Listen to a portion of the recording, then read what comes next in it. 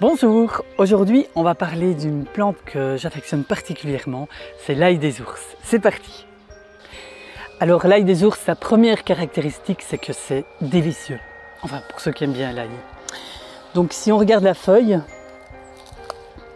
elle a un limbe ici qui est parcouru de nervures parallèles et on peut la distinguer du muguet, parce que parfois on pourrait avoir une touffe de muguet qui pousse dans l'ail des ours, mais vous pouvez la distinguer évidemment par l'odeur, mais si vous en cueillez beaucoup, vous pourriez vous tromper parce que l'odeur de l'ail prendrait le dessus.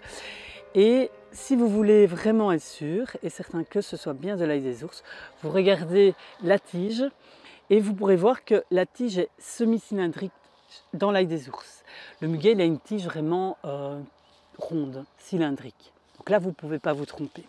Une autre confusion qui est possible, et d'ailleurs ça m'est arrivé il n'y a pas longtemps, j'étais un petit peu distraite en cueillant l'ail des ours et j'ai cueilli une feuille d'arôme. Alors quand on les voit comme ça, toutes les deux, elles sont fortement différentes, mais quand elles sont plus jeunes, voilà par exemple ici j'en ai une feuille très jeune, c'est très facile de la confondre avec une feuille d'ail des ours. Les nervures de la feuille d'arôme sont pennées, c'est-à-dire que c'est un peu comme une plume. Il y a, voilà, on voit des dessins.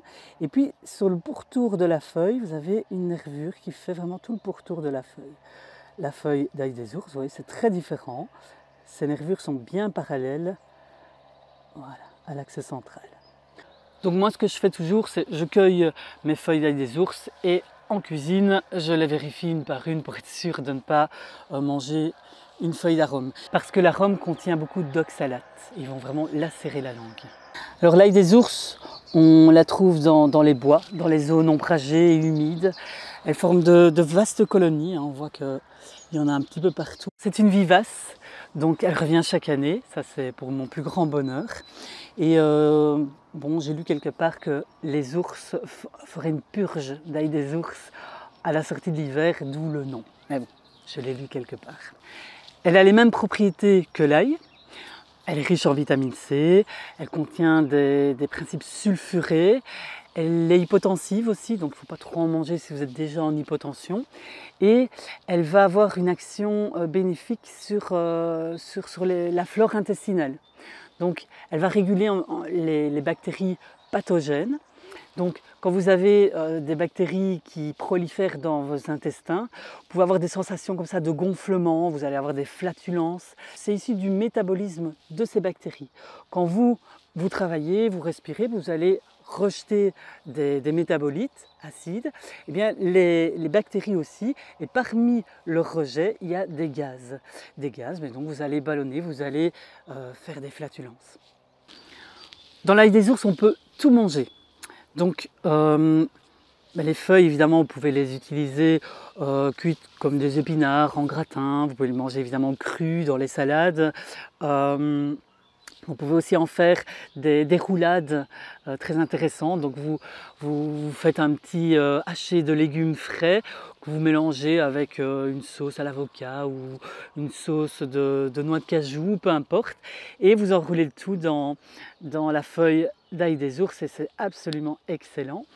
Les tiges, moi je les utilise comme la ciboulette. Alors c'est extra parce que ça a un goût un peu sucré et en même temps il y a ce goût d'ail, c'est vraiment très particulier mais c'est vraiment excellent. On en fait aussi évidemment un magnifique pesto. Alors si vous ne mangez pas de produits laitiers, c'est une très bonne chose.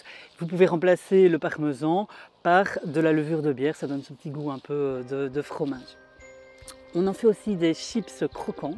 Donc si vous les déshydratez ou vous les faites sécher, vous avez un chips croquant.